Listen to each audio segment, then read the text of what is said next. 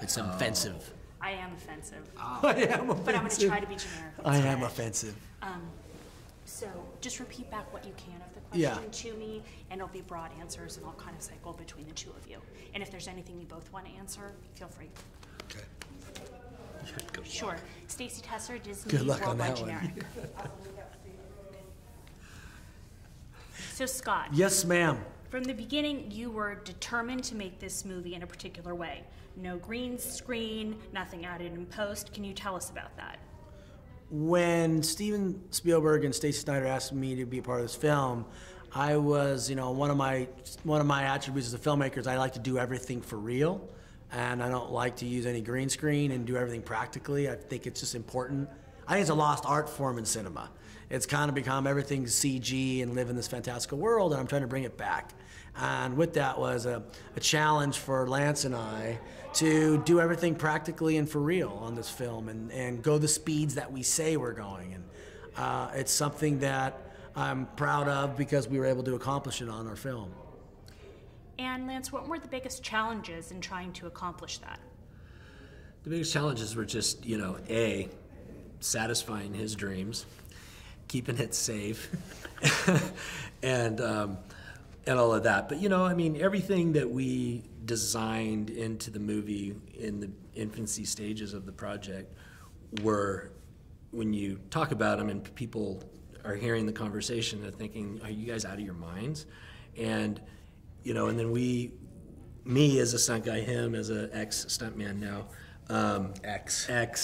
Sorry. I'm the ex guy, I'm the outcast.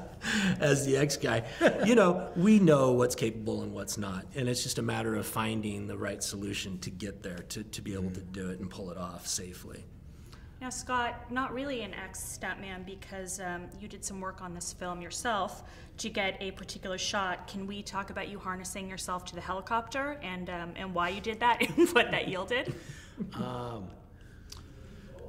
So sometimes, because of my stunt background, I want to show the audience certain angles and things that I have been so fortunate enough to have seen.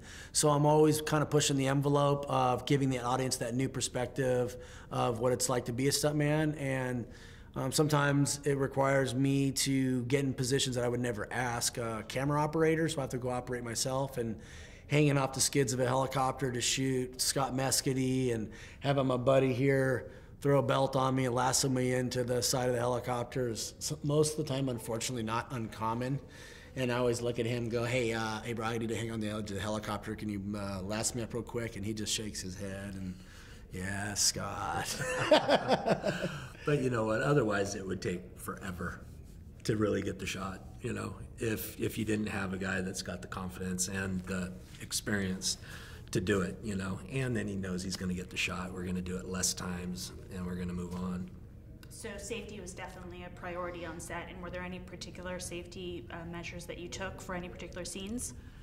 Well, those were all hidden, really. They were either hidden in the vehicles, and with the talent that we brought in to drive the vehicles, that was a big safety buffer themselves, just having the right drivers do the right, having the right guy to perform that particular task, and just, surrounding yourself with a great team. I think safety for Lance and I is really important. When we pride ourselves in having a flawless safety record, because it's not us doing the stunts anymore as much, but our friends are. So we actually probably go even farther to the extent to make sure it is safe. Sometimes when you do your own stunts, you know what you're capable of and you kind of maybe push the envelope a little bit. But when I think it's your fellow man and fellow friends and brothers, you actually go farther to make sure nothing can happen. Yeah, that's true. So maybe you're talking about Tanner and Reese.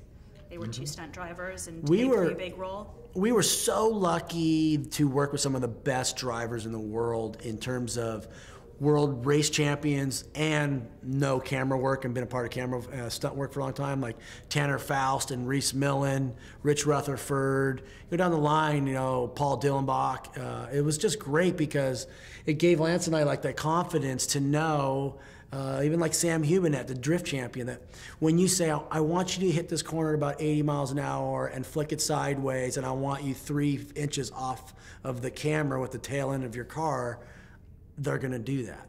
and they're going to do it precisely every time.